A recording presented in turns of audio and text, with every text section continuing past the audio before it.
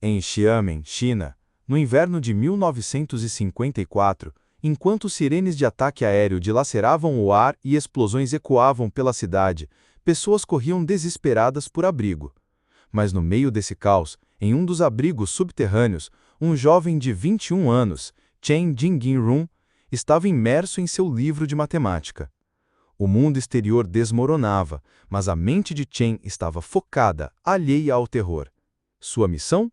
Resolver um dos problemas mais antigos e elusivos da matemática, um enigma que confundia as mentes mais brilhantes por séculos.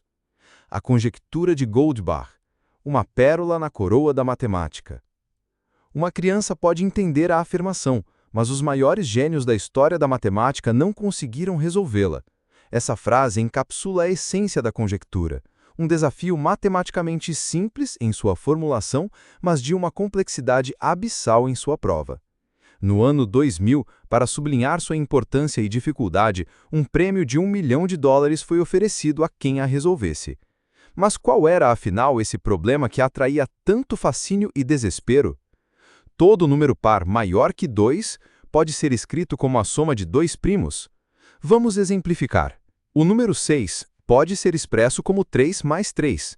Já o 10 se revela como 5 mais 5 ou 3 mais 7. E o seu número favorito, talvez o 42, surpreende com 5 mais 37. À medida que exploramos números pares cada vez maiores, a observação intrigante é que não apenas eles podem ser escritos como a soma de dois primos, mas que há uma aparente abundância de maneiras de fazê-lo. Essa ideia, a de que essa propriedade sempre se mantém, é o cerne da conjectura de Goldbach, um farol brilhante na teoria dos números. A semente da obsessão de Chen por essa conjectura foi plantada durante seus anos de escola. Seu professor, com uma oratória que inflamava a imaginação, proclamou: "A matemática é a rainha das ciências. A teoria dos números é a coroa da rainha, e a conjectura de Goldbach é a pérola na coroa." Enquanto o resto da classe explodia em risadas incrédulas, um jovem Chen Jinrun permaneceu em silêncio solene, com uma visão que transcendia o momento. Ele, um dia, seria aquele que adornaria a coroa com essa preciosa pérola. Sua determinação já se manifestava. Goldbach e Euler, uma amizade matemática e o nascimento das conjecturas. Mas quem foi esse Goldbach, cujo nome ecoa nos anais da matemática? Christian Goldbach, um matemático prussiano que floresceu no século XVIII, não começou sua jornada imerso em números. Seus estudos iniciais gravitavam entre medicina e direito, com a matemática sendo apenas um passatempo ocasional. Então, no ano 1710, aos 20 anos, ele embarcou em uma odisseia intelectual de 14 anos, percorrendo mais de 4.000 quilômetros pela Europa. O seu objetivo era claro: encontrar-se e dialogar com algumas das maiores mentes matemáticas do seu tempo, incluindo gigantes como Gottfried Leibniz, um dos co-inventores do cálculo, e Sir Isaac Newton, talvez o maior matemático de todos os tempos. Depois dessa peregrinação intelectual, Goldbach se estabeleceu na recém-formada Academia de Ciências de São Petersburgo, na Rússia. Foi lá, em 1727, que ele forjou sua conexão mais significativa, o encontro que mudaria o curso de sua própria história e da matemática. Um prodígio de 20 anos, cujo nome era Leonhard Euler. A afinidade foi instantânea.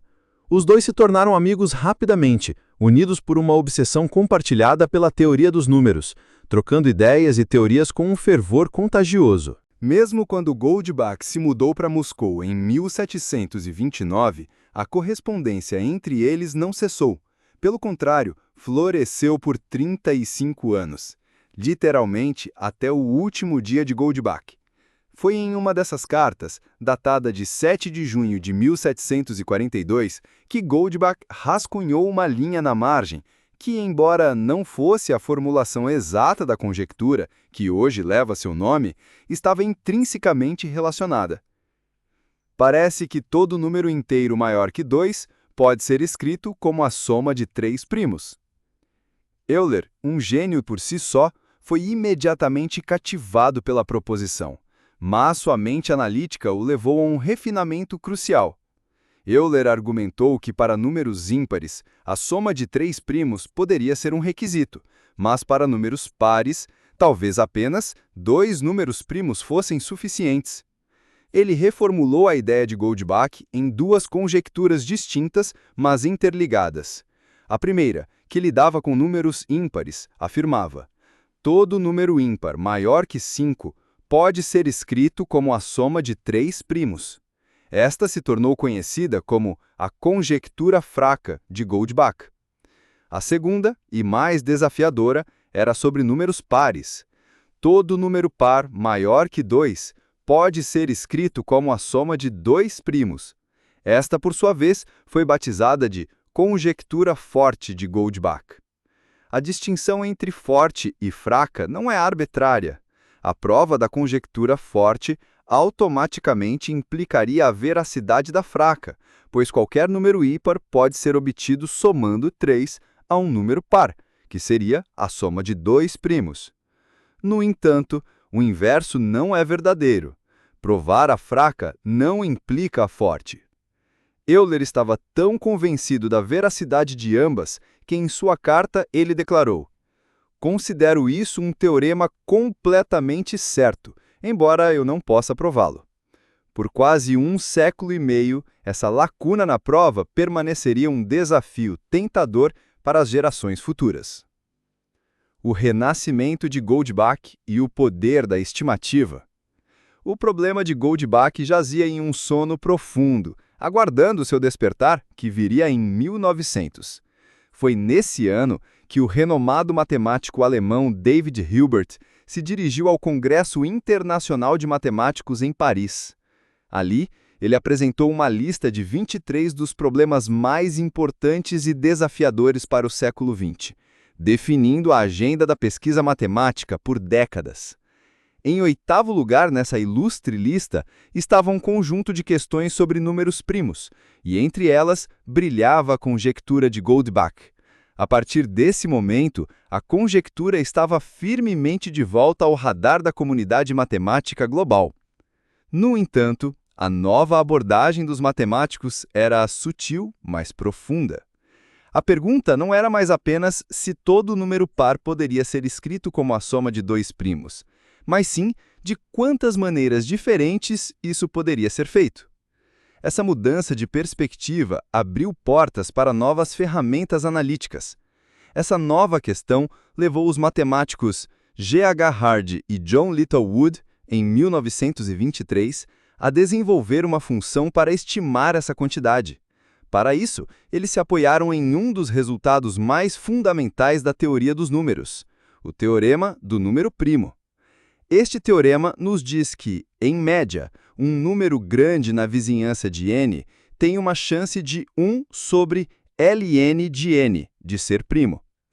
Aplicando uma versão simplificada dessa ideia, Hardy e Littlewood imaginaram um número par grande, 2n, e consideraram pares de números a e b, que se somam a 2n.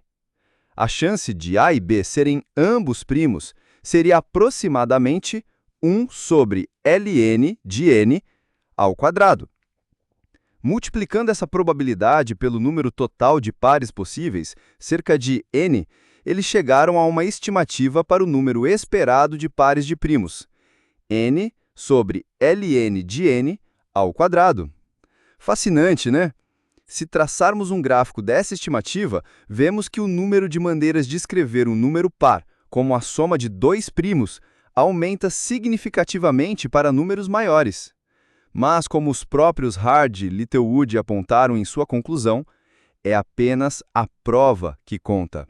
A heurística era convincente, mas ainda não era uma prova rigorosa. A magia do método do círculo e a genialidade de Ramanujan.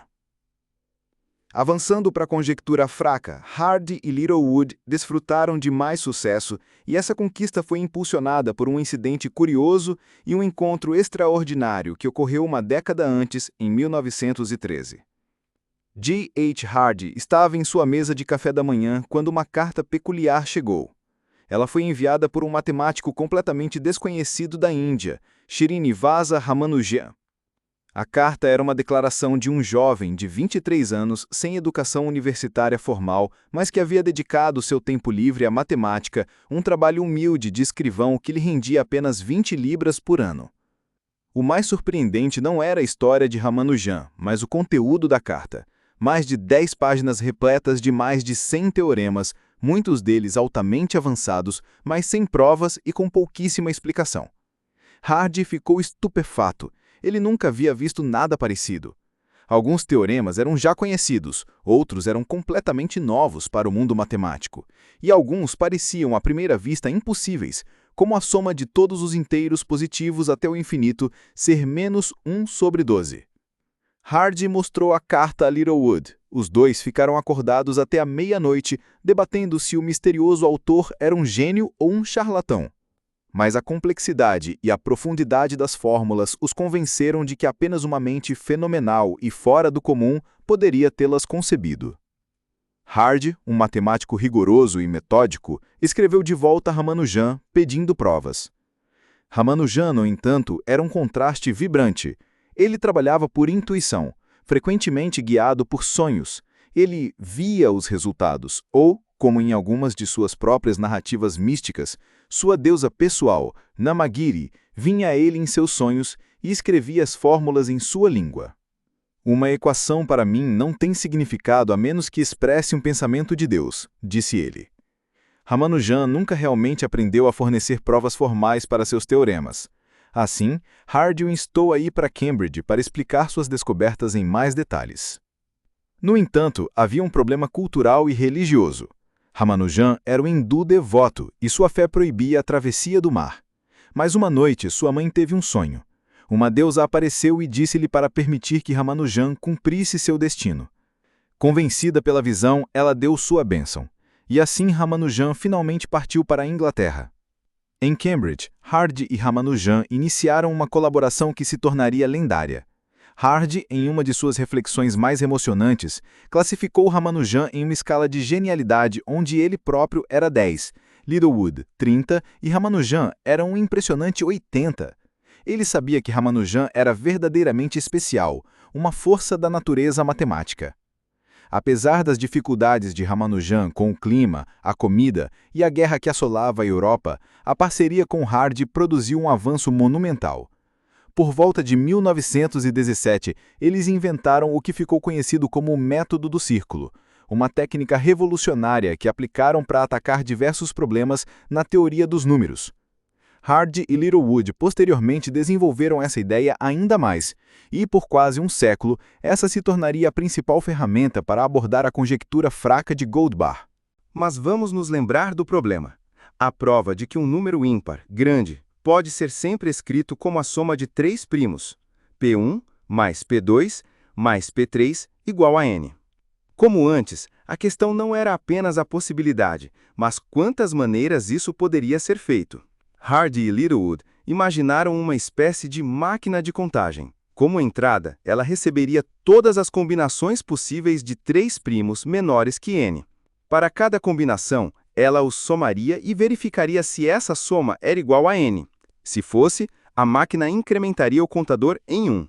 Se não, a máquina simplesmente passaria para a próxima combinação. Vamos pegar o exemplo de N igual a 11. A máquina primeiro checaria os primos 2, 2 e 2, somando-os para obter 6, que não é igual a 11. O contador permaneceria em 0. Em seguida, tentaria 2, 2 e 3, que é 7, novamente sem sucesso, e continuaria o ciclo até chegar a 2, 2 e 7, que é igual a 11. Nesse ponto, o contador da máquina seria incrementado em 1. À medida que a máquina continuasse a processar os primos, o contador incrementaria apenas mais uma vez, para 3, 3 e 5. No total, haveria 2 maneiras de escrever 11 como a soma de 3 primos. Mas como construir essa máquina usando apenas matemática? Essa era a genialidade de Hardy e Littlewood. A técnica deles é tão engenhosa que merece ser explorada passo a passo. Ela começa com a função e θ, que simplesmente traça um círculo unitário no plano complexo. O ângulo θ determina o quão longe você está ao redor do círculo. Agora, imagine que θ é restrito a ser um múltiplo m de 2π. Como 2π é uma revolução completa, não importa se m é 0, 1, 2, 3 ou qualquer número inteiro. Um vetor da origem sempre apontaria na mesma direção, para a direita. Mas então Hardy e Littlewood introduziram uma variável alfa, um número entre 0 e 1, que multiplica o ângulo. Se m é igual a 1 e você aumenta a alfa de 0, o vetor lentamente faz uma rotação completa. Se m é igual a 2, o vetor se moverá mais rápido e fará 2 rotações completas, e assim por diante. A sacada foi imaginar a soma simultânea de todos os valores possíveis de alfa e, em seguida, calcular a média de todos esses vetores. Matematicamente, isso pode ser expresso como a integral de 0 a 1 de e elevado a 2π e alfa m de alfa. O que acontece? Bem, um vetor se cancela com o seu oposto, e o mesmo ocorre com todos os outros. A média de todos esses vetores resulta em 0. O mesmo acontece se m for 2, ou 3, ou 4. Essa integral sempre resultará em 0 para todos os valores de m, exceto em um único e crucial caso. Se m for igual a 0, então temos e elevado a 0, que é igual a 1. Nesse cenário, não importa qual seja o valor de alfa, o vetor sempre aponta para a direita e a média disso tudo sempre será 1. Essa equação se torna uma representação matemática quase perfeita da máquina que eles estavam tentando criar. Se m é igual a 0, ela retorna 1. Se m não é igual a 0, ela retorna 0. Tudo o que resta é substituir o m pelo que nos interessa, a soma de P1 mais P2 mais P3 ser igual a m. Podemos reorganizar isso para P1 mais P2 mais P3 menos n igual a 0. Assim, se substituirmos essa expressão por m, toda vez que os 3 primos se somarem a n, esse valor será 0, e a integral será igual a 1. E toda vez que os primos não se somarem a n, esse valor será diferente de 0, e a integral retornará 0. No entanto, essa equação, tal como está, verifica apenas uma trinca de primos. Para verificar todas as combinações possíveis de primos menores que n, precisamos adicionar uma soma sobre todos eles. Como essa expressão irá contar todas as maneiras pelas quais 3 primos podem se somar para formar n, podemos chamá-la de h de n. Se pudermos mostrar que h de n é pelo menos 1 para todo número ímpar maior que 5, teríamos provado a conjectura fraca de Goldbach. Mas havia 2 dificuldades cruciais nessa abordagem simples. A primeira é que eles assumiam que conheciam todos os números primos menores que n, o que é verdadeiro para n pequeno, mas à medida que n tende ao infinito, simplesmente não conhecemos todos os primos. O segundo problema é que, à medida que o número de primos aumenta, o número de combinações possíveis explode. Se n é 10.001, há 1.229 números primos menores, o que significa um total de mais de 310 milhões de trincas de primos possíveis. Aumente n para 1 bilhão e as combinações saltam para quase 22 sextilhões. Essa tendência continua indefinidamente, tornando a abordagem simples inviável. Hardy e Littlewood, com sua genialidade, conceberam uma maneira mais inteligente. Eles fundamentalmente reformularam o problema, movendo a soma para dentro da integral. Em vez de verificar todas as combinações possíveis de números primos por força bruta, eles agora analisavam o comportamento coletivo de todos os primos de uma só vez. Para entender como isso funciona, vamos olhar a equação. No expoente temos a soma de 3 primos menos n, mas somar no expoente é o mesmo que multiplicar exponenciais. Assim, podemos reescrever isso como o produto de 4 exponenciais. As 3 primeiras são idênticas, pois não há distinção entre P1, P2 e P3. Todos são números primos retirados do mesmo conjunto. Então, podemos chamar essa função de S de alfa e n e simplesmente elevá-la ao cubo. Ao fazer isso, h de n se torna uma função de apenas 2 coisas, e elevado a menos i2πn alfa, que é apenas um número complexo computável, e essa nova função S de alfa e n. Mas o que é essa função S de alfa e n? Pegue o exemplo de n igual a 11. Então, S de alfa e 11 é a soma de 4 exponenciais, cada uma governada por seu próprio número primo. Você pode pensar em cada uma dessas exponenciais como um relógio, cada um com seu próprio número primo que determina a velocidade de rotação. O 2 gira mais lentamente, o 3 mais rápido, o 5 ainda mais rápido e assim por diante. Mas lembre-se, isso é uma soma, então, na verdade, precisamos adicionar todos os relógios ponta a ponta. Observe o que acontece à medida que aumentamos alfa. Todos os relógios giram em suas próprias velocidades. O que nos interessa não é o comportamento de um relógio individual, mas sim o de todos eles juntos. Para um valor pequeno de n, como 11, nada muito emocionante acontece. Mas observe o que ocorre se escolhermos um valor maior para n, como 99. Agora, há 25 números primos menores que 99 e, portanto, 25 relógios em nossa soma. À medida que aumentamos alfa, todos os relógios giram em suas diferentes velocidades. Parece quase a cauda de um dragão. Por um tempo, tudo parece caótico, circulando à origem. Mas então, quando alfa atinge 1/6, a cauda se desenrola e, de repente, quase todos os relógios apontam na mesma direção, resultando num grande valor.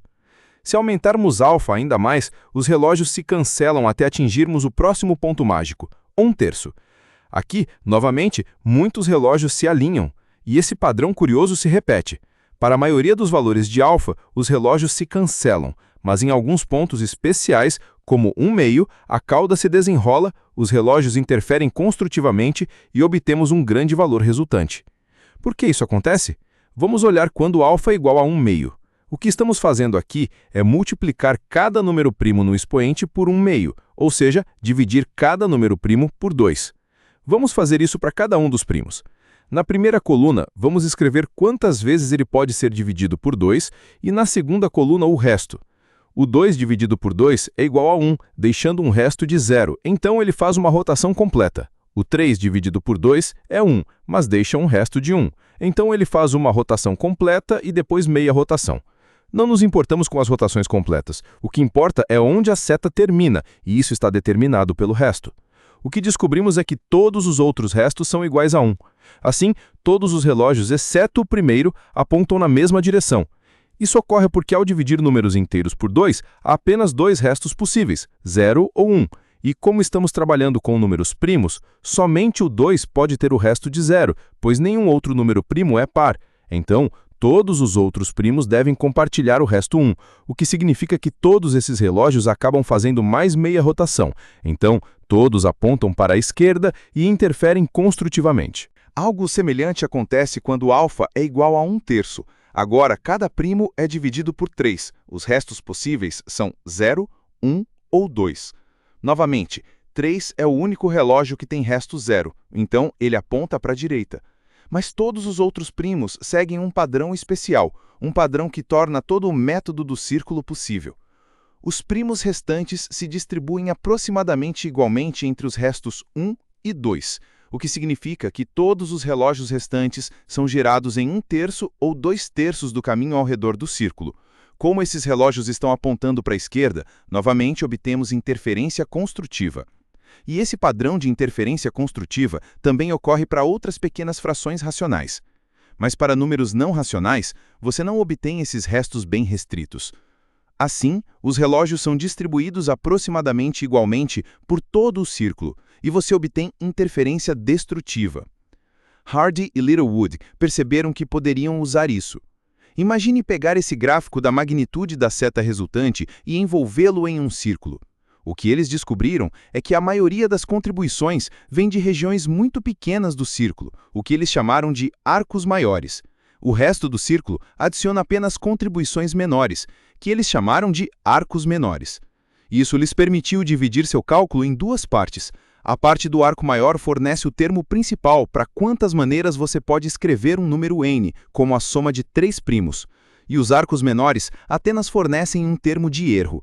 Eles então mostraram que, se a hipótese de Riemann generalizada for verdadeira, então o termo principal cresce mais rápido que o termo de erro. Então, eventualmente, para um número grande o suficiente, chamemos de K, esse valor sempre será maior que 1 e a conjectura fraca de Goldbach se mantém. No entanto, havia dois problemas com essa abordagem. A primeira é que eles assumiam que uma generalização da hipótese de Riemann é verdadeira, o que ainda não sabemos. E a segunda é que eles não especificaram realmente esse número K. Quão grande um número você precisa para garantir que todos os números maiores do que ele adiram à conjectura de Goldbach? Então, tivemos que esperar até 1937, quando o matemático russo Ivan Vinogradov provou o mesmo que Hardy e Littlewood, mas ele o fez sem a necessidade da hipótese de Riemann generalizada. Foi uma prova sem suposições, um triunfo da matemática pura. É uma coisa apenas assumir a hipótese de Riemann e dizer, sim, você pode fazer algum progresso, mas Vinogradov foi tipo, não, pessoal, vocês não precisam da hipótese de Riemann, vocês podem realmente provar essas coisas. Mas, novamente, ele deu um número grande o suficiente para o qual a conjectura fraca de Goldbach se manteria, sem especificar esse número exato. Isso deixava uma sensação de insatisfação. Ao longo dos 16 anos seguintes, um de seus alunos alcançou essa satisfação ao conseguir especificar esse número. Que número seria? 10 elevado a 53, 10 elevado a 80 ou 10 elevado a 3.000? Provavelmente, todos esses palpites estariam muito abaixo da realidade. O número era colossal, cerca de 10 elevado a 6,8 milhões. É um número tão grande que, se você o comparar com o número de prótons no universo, que é 10 elevado a 80, torna-se evidente que isso não é algo que pode ser verificado por computador. Mesmo que você transformasse todo o universo em um computador, ainda não haveria chance de resolver isso por força bruta. Então era crucial que esse número fosse drasticamente reduzido. E mais ou menos onde o problema se encontrava em 2005, quando o matemático peruano Harold Helfgott se interessou por ele. Ele estava lendo artigos sobre a conjectura fraca de Goldbach e as novas técnicas que estavam sendo desenvolvidas. Eram as técnicas de ponta da época. Ao lê-las, ele pensou, eu consigo fazer melhor, estou tendo algumas ideias de como fazer melhor. E, de fato, levou algumas semanas para ele obter estimativas aprimoradas, ainda não fortes o suficiente para revolucionar tudo, mas para fazer um progresso real e palpável. Ele começou a trabalhar e em poucas semanas já tinha estimativas melhores do que as publicadas nos artigos. Sua confiança cresceu. Ok, eu consegui. Claro, ele era um pouco ingênuo, subestimando algumas dificuldades em outras áreas da prova. Para resolver o problema, ele percebeu que precisava fazer duas coisas. Primeiro, aumentar ao máximo o número computacionalmente verificável e, segundo, reduzir a constante o máximo possível, o que exigiria matemática extremamente complexa. Assim, nos 8 anos seguintes, ele atacou o problema de ambos os lados. Juntamente com David Platt, ele verificou todos os números até 8,8 vezes 10 elevado a 30 por computador, e, refinando sua matemática, ele lentamente reduziu o número constante K. Em 2013, ele conseguiu reduzir o número para 10 elevado a 27, que estava abaixo do número que seus computadores já haviam verificado. Ele resolveu. Ele redigiu seus resultados em um artigo intitulado A Conjectura Ternária de Goldbach é Verdadeira, um título que foi um verdadeiro mic drop na comunidade matemática. Assim, quase 300 anos após a carta original de Goldbach, Helfgott provou que todo número ímpar maior que 5 pode ser escrito como a soma de 3 primos, e, como resultado, ele também provou que todo número par maior que 2 pode ser escrito como a soma de no máximo 4 primos. Isso porque você sempre pode adicionar 3 a todos os números ímpares para obter todos os números pares. A notícia foi um marco, celebrada, embora para muitos o problema fosse considerado um tanto obscuro, sem aplicações diretas no mundo real. Contudo, sua simplicidade atrai um apelo massivo, e é um dos problemas não resolvidos mais antigos da matemática. Changing Run, quase lá na conjectura forte. Apesar do sucesso retumbante com a forma fraca da conjectura de Goldbach, a conjectura forte permaneceu intratável. Ou, eu acho que isso é desesperador por enquanto. E se fosse para ceder durante nossas vidas, eu não apostaria nisso, na verdade, eu apostaria contra. A razão pela qual o método do círculo funciona tão bem para a conjectura fraca de Goldbach é porque o termo principal cresce mais rápido que o termo de erro. Mas esse não é o caso para a conjectura forte de Goldbach. Os arcos maiores não são mais tão maiores. A principal contribuição vem do arco menor, ou pelo menos uma contribuição tão grande quanto. Assim, para resolver a conjectura forte, precisamos de alguma técnica ou abordagem fundamentalmente nova, mas ainda não a encontramos. A pessoa que sem dúvida chegou mais perto foi Chen Jinran. Em 1956, Chen foi reconhecido por sua proeza matemática e, um ano depois, tornou-se assistente na Academia Chinesa de Ciências, onde passou os 10 anos seguintes trabalhando em problemas da teoria dos números, incluindo a conjectura de Goldbach. Em 1966, ele alcançou um grande avanço. Usando outra abordagem, conhecida como métodos de Sirke, ele provou que todo número par suficientemente grande é a soma de um primo e um número que é um primo ou o produto de exatamente dois primos, o que chamamos de semiprimo. Essa foi a maior aproximação que alguém havia conseguido para resolver o problema. Foi uma prova de erudição e brilho inegáveis. André Weil, um dos maiores matemáticos do século XX, comparou seguir a prova de Chen a escalar o topo do Himalaia. Você está nas alturas, praticamente na estratosfera. É um argumento tão sofisticado. Eufórico, Chen mostrou a prova a um colega, que sugeriu que ele anunciasse o resultado e depois o organizasse antes de publicar. Mas justamente quando Chen anunciou seu resultado, o país mergulhou no caos.